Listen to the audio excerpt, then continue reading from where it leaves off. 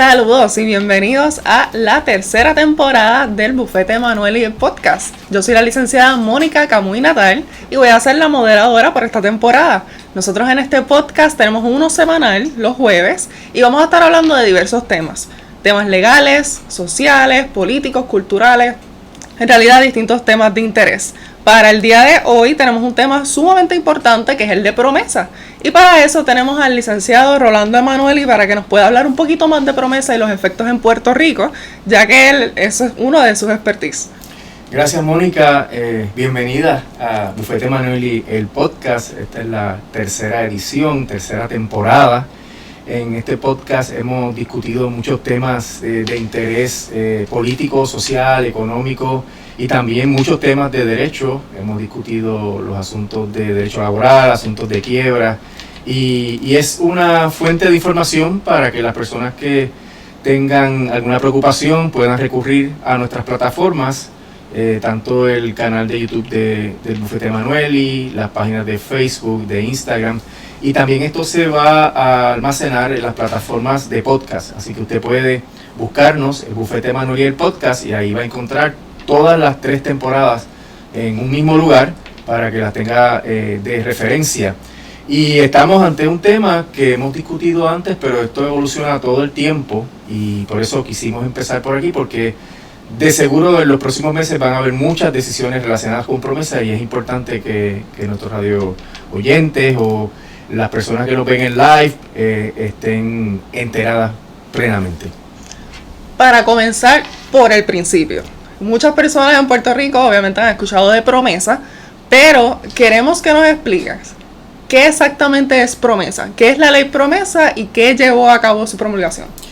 Mira, la ley promesa es una ley del Congreso, es una ley que se aprobó en el 2016 y tiene 2 componentes principales. Un componente de supervisión, que dice la ley, para nosotros es un componente de control, porque la Junta de Control Fiscal que se nombra mediante esa ley tiene muchos poderes sobre Puerto Rico, y un elemento del ajuste de las deudas. Hay otras disposiciones adicionales que son importantes, pero esas son las 2 principales.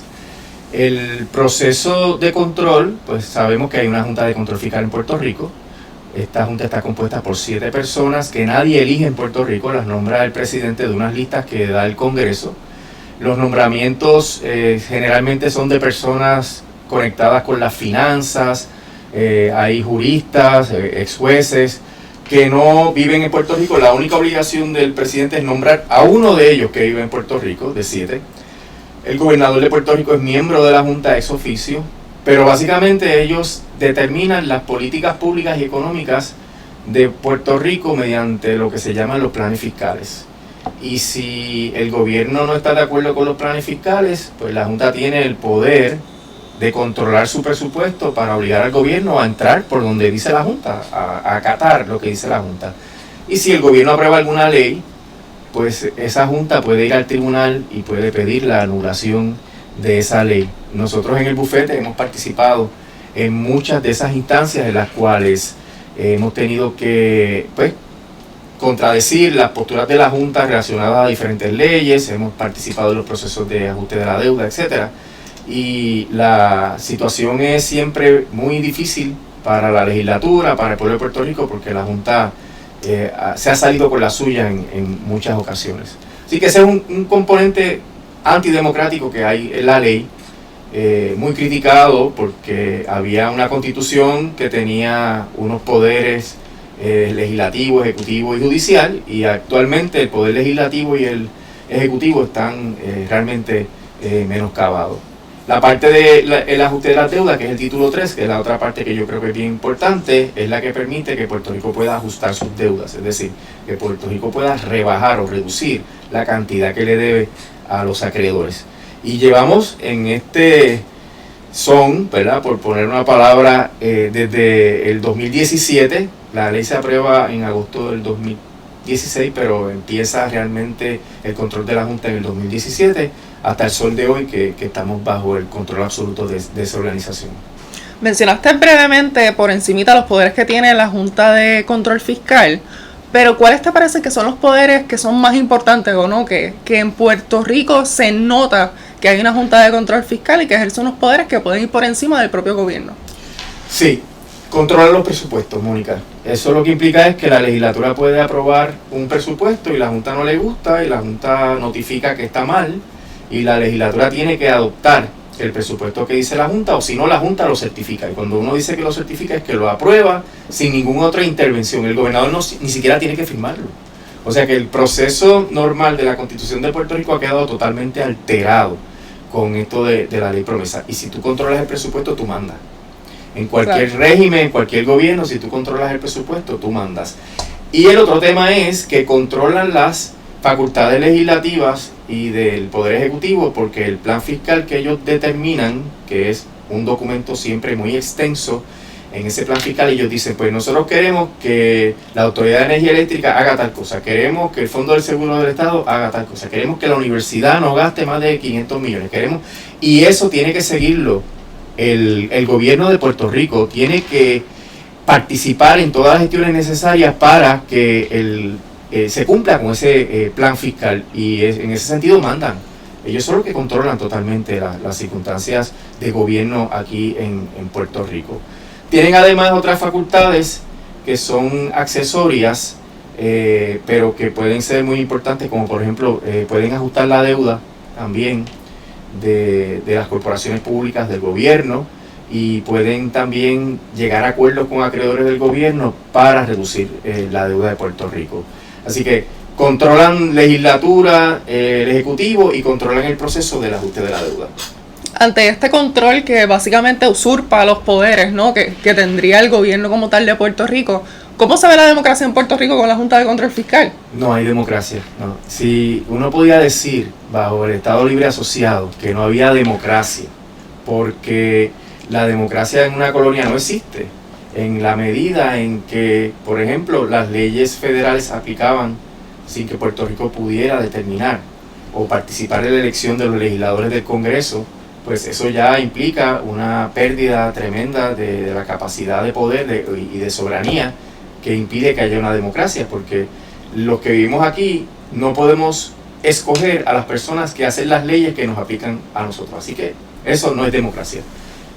Imagínate, Mónica, entonces, que tenemos una situación donde ni siquiera esas leyes que hacemos se pueden sostener, sino que la Junta puede ir a la corte de la jueza Taylor Swain y anular una ley. Así que en ese sentido, pues el gobierno que nosotros escogemos mediante nuestro voto, pues tiene unos poderes súper limitados, y si se excede de lo que dice la Junta va al tribunal y anula la ley. Ahora mismo nosotros tenemos un caso donde estamos participando, en el cual la Junta quiere anular una ley que aprobó la legislatura con el concierto y con el acuerdo de todo el mundo, y la Junta no le gusta la ley, y como no le gusta la ley, pues entonces quiere anular esa disposición, que es la que tiene que ver con el net metering, que es la que tiene que ver con el tema de las instalaciones de placas solares que reciben un intercambio con la Autoridad de Energía Eléctrica, y la Autoridad de Energía Eléctrica le da, por cada kilovatio que se produce en la casa, pues le dan el mismo equivalente, 1 kilovatio de crédito en la autoridad. Y la Junta pues no le gusta la ley que aprobó la legislatura, extendiendo unos términos, y está planteando eliminarlo. Así que no hay democracia, vivimos una dictadura. 7 personas que no escogimos, que nadie votó por ellos, son los que deciden cómo se gasta el presupuesto, cómo se establece la política pública de Puerto Rico, y para colmo, cómo es que se ajusta la deuda. Por eso este ejercicio democrático, entre comillas, que vamos a tener ahora en noviembre, es para escoger a las personas que van a tener que dar la cara para tratar de salvar, ¿verdad?, el poquito espacio político que le queda a Puerto Rico. Ahora que lo mencionas sobre este año, ¿verdad?, que hay un proceso electoral, ¿realmente hay un espacio para que los candidatos o candidatas puedan hacerle ese tal frente a la Junta de Control Fiscal y a lo que establece promesa? Sí, lo hay, porque la experiencia que hemos tenido en estos 7 años es que la Junta responde a las presiones que el pueblo pone, ¿verdad? Yo puedo dar 2 ejemplos. En el caso de los camioneros que querían eliminar un aumento a la tarifa que se les dio por razón de que hacía 15 años que no se le aumentaba la tarifa, pues los camioneros hicieron una actividad concertada que fue una asamblea permanente que resultó en que no salieran a dar el servicio, a transportar la gasolina y al sentirse esa presión, pues nos llamaron a la fortaleza, se entró en un proceso de negociación y se llegó a un acuerdo que está vigente hasta el día de hoy. Y con eso la Junta no intervino para anular el reglamento que daba el aumento. El otro caso es un caso bien interesante que también manejamos, que fue que el alcalde de San Sebastián, el candidato a la gobernación del proyecto Dignidad, Javier Jiménez, nos encomendó que lucháramos contra la Junta porque la Junta quería ponerle un plan fiscal a 10 municipios.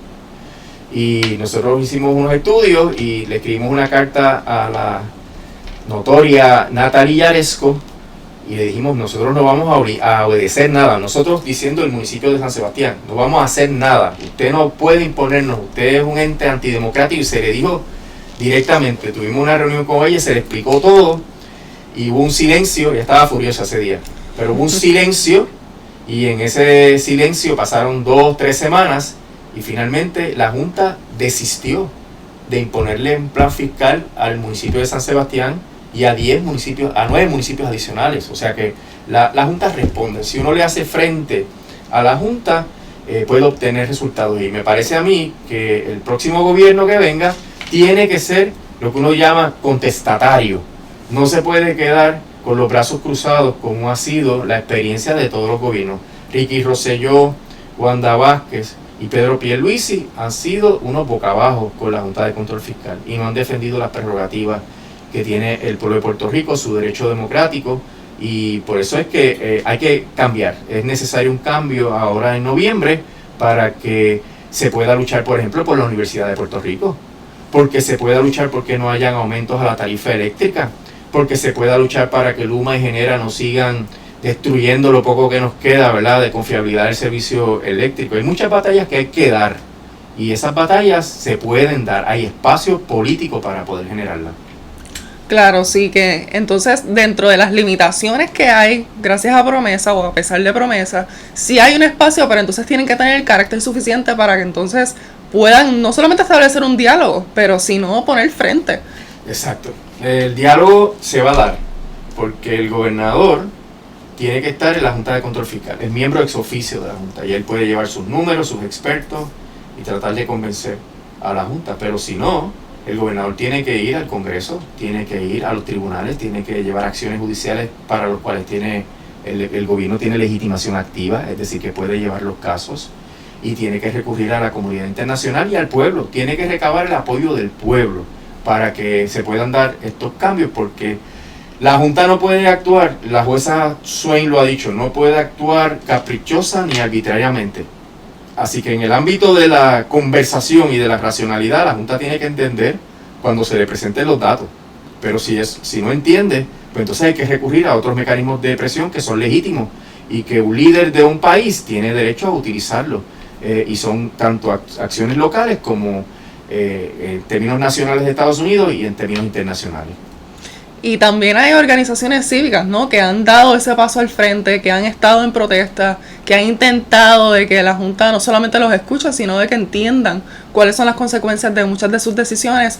Estas organizaciones también tienen este espacio. ¿Cómo ven las organizaciones hoy día sobre el tema de Promesa y la Junta? Sin duda, es importantísimo que los sindicatos participen en este tipo de iniciativa, que las organizaciones comunitarias, hay una multiplicidad de organizaciones que son sin fines de lucro, que tienen intereses particulares en temas que la Junta se ha metido. Mira, el tema de los municipios, Mónica.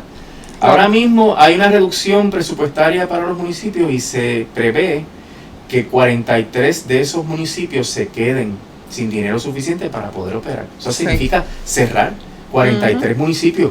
Y eso es una barbaridad. Y la Junta no ha querido entender eso. Y se le ha planteado al derecho y al revés. Pues los municipios y los alcaldes tienen que participar en este proceso de reclamo de la Junta de Control Fiscal. Porque el tema es que la Junta tiene una visión neoliberal de austeridad. La Junta lo que quiere es imponerle austeridad al pueblo de Puerto Rico. Pero eso no crea crecimiento ni desarrollo económico. Eso no mejora las condiciones de vida de los puertorriqueños. Todo lo contrario.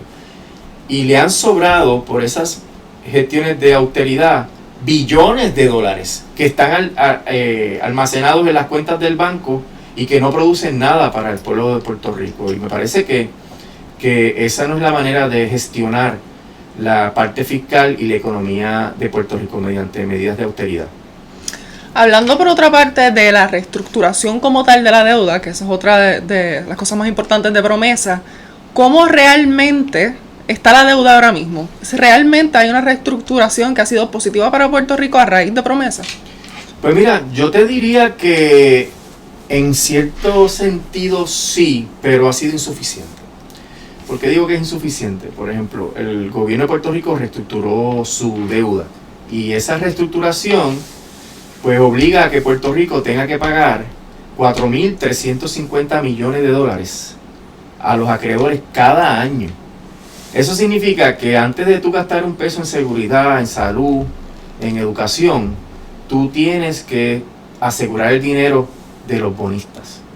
Y eso es una carga muy onerosa. Aquí se trajo a la Junta y a la Ley Promesa porque uno de los años en donde había que pagarle a los bonistas, había que pagar cerca de 4.000 millones de dólares.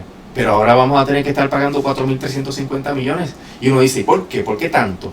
Bueno, porque en vez de la Junta haberle dado un financiamiento adecuado a los sistemas de retiro, la Junta liquidó los sistemas de retiro y puso a los pensionados como acreedores del gobierno de Puerto Rico. Y por tanto, cada año hay que sacar 2.200 millones de dólares para ellos, más los 1.050 para los acreedores de bonos, más 1.000 millones del fideicomiso de pensiones, que es un dinero adicional que hay que sacar, más los instrumentos de valor contingente. Cuando tú vienes a ver, cada año, por los próximos 10 años, hay que pagar más de 4.350 millones de dólares. Y eso es un ajuste insuficiente.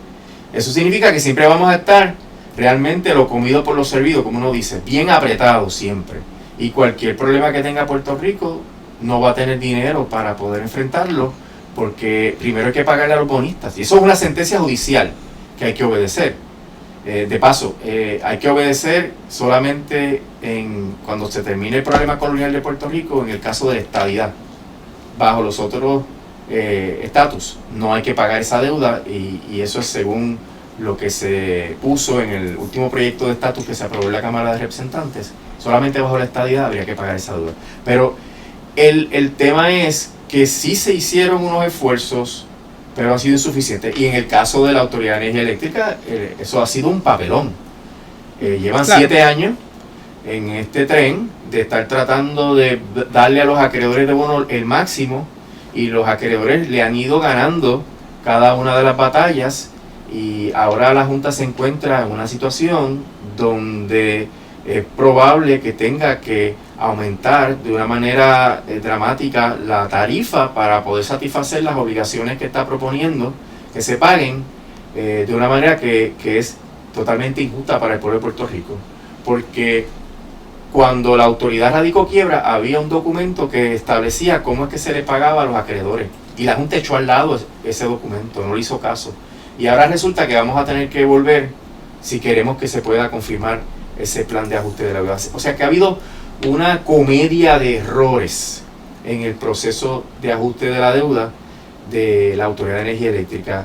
Las herramientas estaban, Mónica, las herramientas de ajuste de la deuda existían y existen todavía, pero la Junta le ha dado un uso equivocado, tímido, un uso que ha permitido que los acreedores reciban más dinero de lo que se les debió haber dado, y eso mantiene a Puerto Rico en unas condiciones que son precarias, ¿verdad? Que son realmente muy débiles para enfrentar cualquier contingencia que tenga Puerto Rico. Por ejemplo, que pase un huracán, pues las reservas que pueda tener Puerto Rico para esas emergencias, que las hay, pues podrían ser suficientes para los primeros momentos, los primeros meses, etcétera.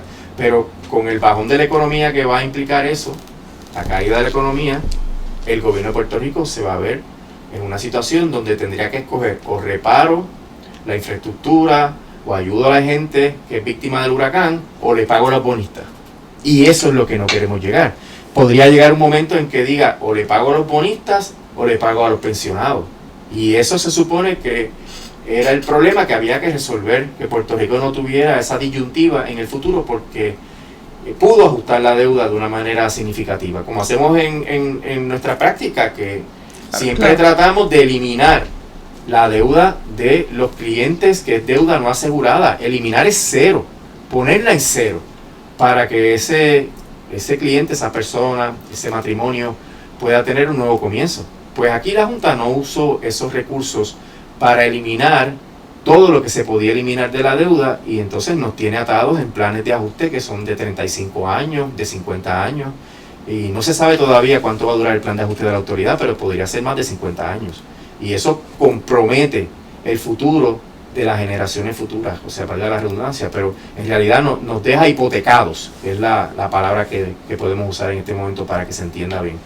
Quedamos hipotecados por una o dos o hasta 3 generaciones con esas gestiones que ha hecho la Junta diciendo que es en pos de Puerto Rico. No, es en pos de los acreedores. Ellos han venido a hacerle el día a los acreedores, tratando de sacarle al pueblo de Puerto Rico el máximo de dinero para pagar a esos acreedores. Que en realidad sería hasta los nietos de mi generación que pudieran sufrir las consecuencias de la promesa. Correcto. Y gente que no ha nacido en el día de hoy. Así que es una cosa realmente desastrosa.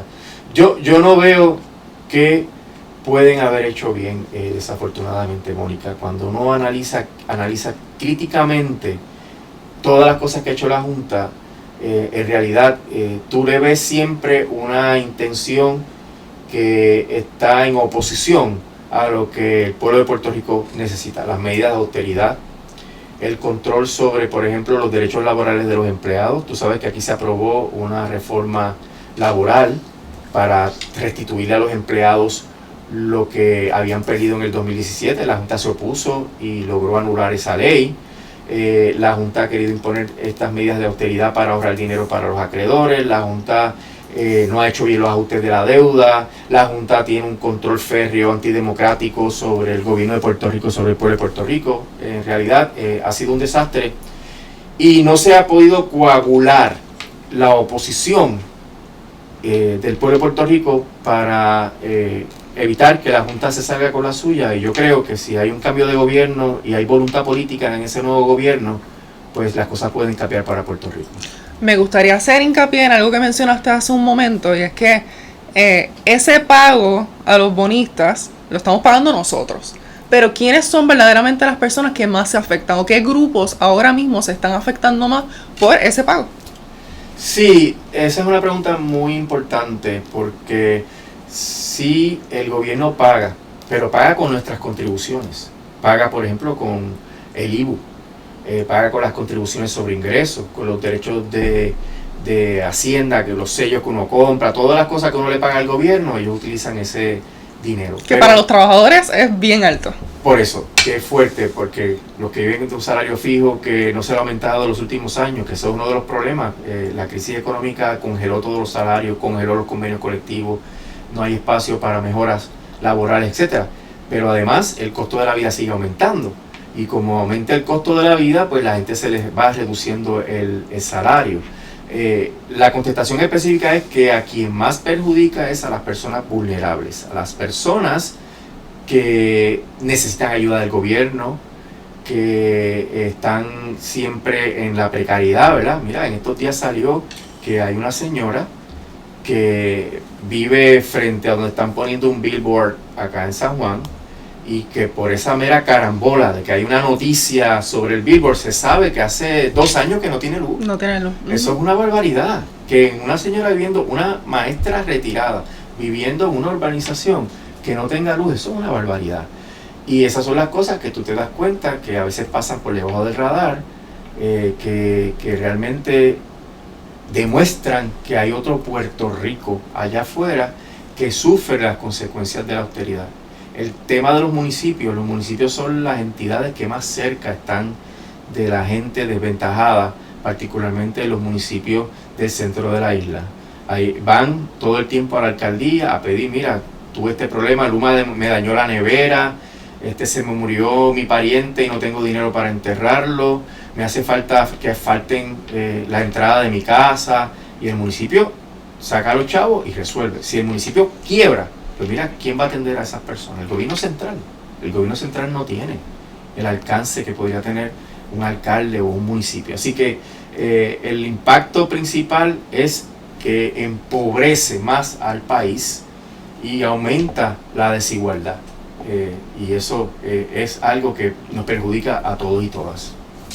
La comunidad de comerciantes, que sabemos que también sufren de contribuciones altas y distintos, ¿verdad?, tipos de contribuciones, ¿cómo ellos se han afectado desde que se promulga Promesa?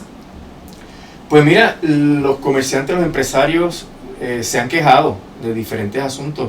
La comunidad empresarial ha tratado de plantear temas de su interés y la Junta se ha negado, ¿verdad?, en varias ocasiones. En otras ocasiones la Junta le ha dado paso.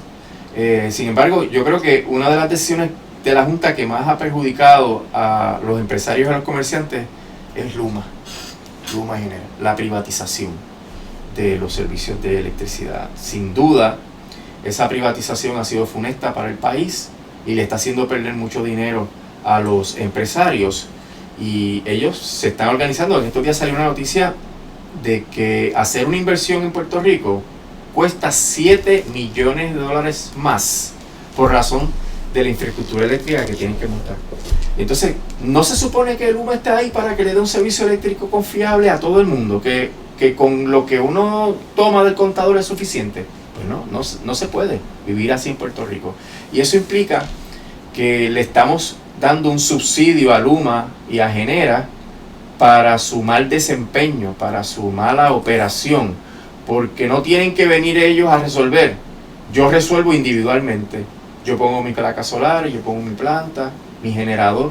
Y entonces lo que era un problema y una obligación de Luma y de Genera se convierte en un problema del consumidor y un problema del industrial o un problema del profesional que tiene su oficina, que cuando se va la luz tiene que tratar de abrir las puertas y las ventanas para que le entre algo de aire, tiene que usar una batería para poder usar la computadora.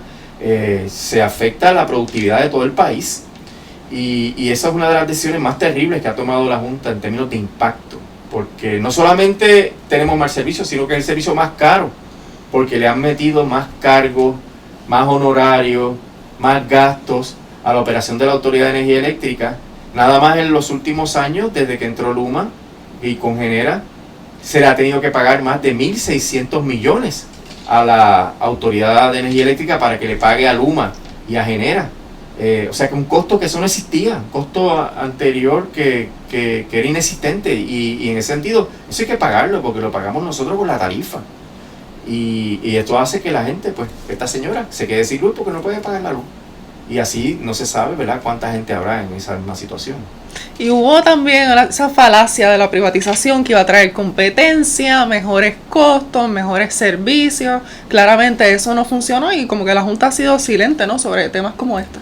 Y se va a tener que expresar, porque ya la presión Mujica la está sintiendo, porque ha sido un fracaso total. Fíjate que si la Autoridad de Energía Eléctrica no puede dar el servicio eficiente que nos merecemos, tampoco va a funcionar el plan de ajuste de la deuda. ¿Por qué? Porque la gente sigue desertando, se siguen yendo del sistema eléctrico, y la autoridad va a tener menos clientes, y la autoridad va a tener menos ingresos, y si hay menos ingresos y clientes, hay menos para el mantenimiento, menos para las reparaciones, para las emergencias y para pagarle a los bonistas. Así que ya Mujica aceptó, después de regañar a los políticos de que están hablando de algo que no se puede, ya aceptó que estaría dispuesto a sentarse a hablar sobre el contrato, porque la verdad es que es una barbaridad. Todo el mundo serio que ha mirado este contrato dice que ese contrato es leonino, incluyendo organizaciones conservadoras como el Centro para la Nueva Economía, que ha hecho varios reportes sobre las barbaridades que contienen esos contratos, de lo mal que se redactaron, todo a favor de Luma y de Genera, a instancias o permitido por la Junta de Control Fiscal. Y eso es algo que, como decía, le toca a todo el mundo en el país, porque todos dependemos de la energía eléctrica. A mí me parece, y quiero preguntar tu opinión, que la Junta de Control Fiscal ha tomado su mando y ha tomado las decisiones sin entender las consecuencias sociales como tal del país, ¿no? Con una mirada un poco más económica, pero realmente el impacto social no lo han tenido en cuenta. ¿Cómo tú lo ves? Bueno, yo pienso que en realidad ellos saben el impacto que eso tiene, pero no les importa. Ellos son gente inteligente, gente preparada, pero viven en una burbuja. Y ellos tienen los números sobre la pobreza en Puerto Rico, tienen los números, 40% de la población en Puerto Rico es pobre, 60% de los niños son pobres. Y ellos saben que viven día a día y que el presupuesto no les da. Y ellos cuando toman decisiones que afectan ese balance precario de los presupuestos familiares, ellos saben que eso ocurre. Pero como quiera siguen, porque tienen otros objetivos. Los objetivos de la Junta es, número 1, pagarle el máximo a los acreedores de bonos. Y número 2, permitir que venga el mayor número de inversionistas a Puerto Rico a traer negocios o a adquirir bienes de Puerto Rico para sacarle el máximo provecho para esa gente, pero no para nosotros. Porque el inversionista que viene aquí a invertir dinero y nosotros trabajamos en sus empresas, ese señor se lleva la ganancia inmediatamente. A la medianoche ya ese dinero está fuera de Puerto Rico y no contribuye para Puerto Rico nada más que unos salarios que son básicos. Y ese esquema que se ha seguido en Puerto Rico y que la Junta lo ha continuado y lo ha agudizado más, es lo que hace que haya una gran desigualdad. Que aquí tengamos un país inmensamente pobre y que haya unos grupos selectos, pequeñitos, que son los que manejan toda la riqueza del país. Y ellos son de ese grupo y por ende ellos se identifican con ese grupo y hacen todo lo posible porque esos grupos tengan esos accesos a las ventajas contributivas, acceso a las oportunidades que puede ofrecer el gobierno para adquirir activos públicos, para tener permisos para hacer grandes complejos turísticos para gente que tiene más dinero que cualquiera de los puertorriqueños y que por tanto no es accesible a los puertorriqueños. Y esa visión de mundo es la que está equivocada, Mónica. Esa visión de mundo es terrible porque en realidad aumenta más la desigualdad. ¿Y qué pasa? La gente tiene que resolverse. ¿Y cómo escogen resolverse? Se van del país. Y si se van del país, entonces no consumen, no producen en Puerto Rico. Y si no consumen y producen en Puerto Rico, no hay contribuciones y cada vez se va a poner peor.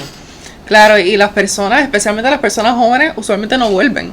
Vienen de vacaciones, allá se casan o se casan acá, tienen sus hijos y sus nietos y por ahí para abajo en Estados Unidos y en otros países y vuelven a visitar familiares. Pero entonces cada vez más salen personas de Puerto Rico y la natalidad también está baja, pero es por esas condiciones sociales, ¿no?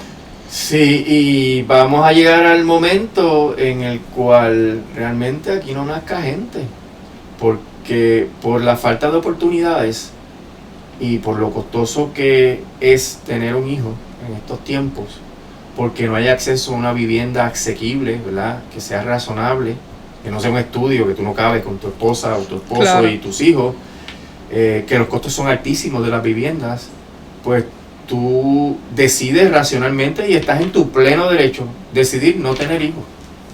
Y entonces si tú no tienes hijos, tienes mayor flexibilidad para irte también del país. Cuando ya te pasa un huracán, te vas y no vuelves.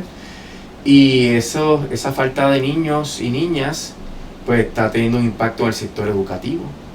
Los colegios están cerrando, la escuela pública no tiene suficiente gente para que las universidades se nutran, las universidades están sufriendo porque no tienen suficiente matrícula, las escuelas profesionales tienen problemas de matrícula. O sea, esto es una cadena de eventos, que todo viene porque la calidad de vida aquí en Puerto Rico que ha impuesto la Junta de Control Fiscal es terrible, porque como solamente piensa en la austeridad, no piensa en cómo se puede nivelar, distribuir la riqueza, etcétera, para que todo el mundo tenga sus oportunidades, pues la gente se tiene que buscar el futuro, y yo no los culpo. Si te tienes que ir, pues te tienes que ir, pero eso es una política que va a tener unas consecuencias terribles, digamos en 25 años, de aquí al 2050, en términos de que Puerto Rico va a tener una población como de 2 millones y pico de personas. Preocupante. Que estábamos cerca de 4 millones hace 10 años atrás, y estaríamos cerca de 2 millones. Por eso es que hablan, y yo lo creo, yo antes no lo creía,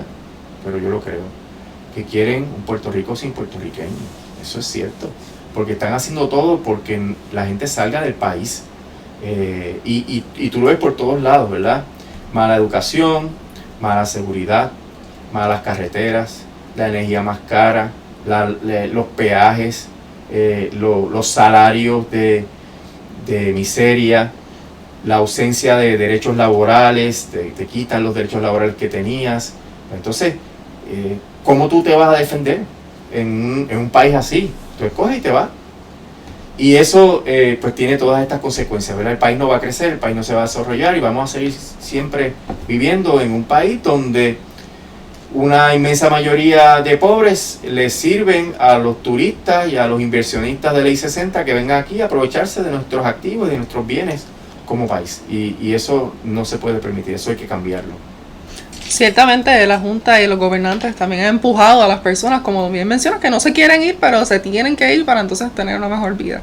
Hablando también sobre las consecuencias de promesa y de la Junta de Control Fiscal, aquí en el bufete de Manueli se trabajan los casos de promesa y hay distintos casos. Quisiera que nos hablaras un poquito más sobre los casos que estamos llevando y cuáles son esas consecuencias directas que han tenido en esos clientes. Sí, mira, en el bufete hemos llevado litigación intensa de cuestionamiento de las acciones de la Junta de Control Fiscal, de la constitucionalidad de la ley promesa, de los intentos de la Junta de anular leyes, pero también ayudamos a los acreedores del gobierno central que tienen proof of claims, ¿verdad? El comprobante de reclamación que hicieron en su momento en el caso, a principios del caso, y que no les han pagado.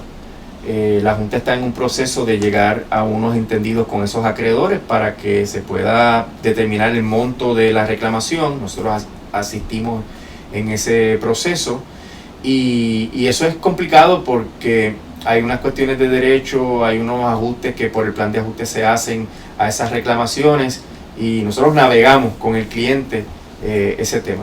Aparte de eso, obviamente cualquier persona, entidad, negocio, municipio, agencia gubernamental que esté confrontando un problema con la ley, nosotros podemos asesorar. Hemos asistido a los sindicatos bregando con las leyes de austeridad que le han impuesto a los sindicatos.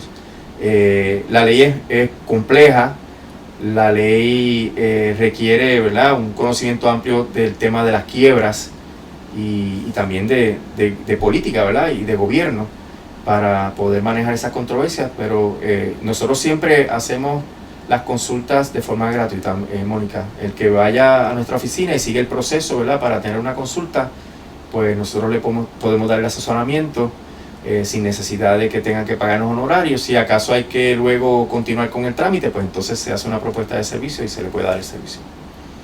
Hablando también sobre nuestros clientes y los casos que llevamos que tienen que ver con promesa, en cuanto al tema de la quiebra, ya hablamos también de los efectos de la quiebra en Puerto Rico, pero ¿cuáles han sido los efectos de la quiebra individual? O sea, vamos a hablar, ¿verdad? Está la quiebra como tal de Puerto Rico y están las quiebras personales. ¿Hay alguna comparación que se puede hacer? ¿Es el resultado de promesa y de la Junta de Control Fiscal que hayan tantas quiebras personales y que esté la crisis económica como está?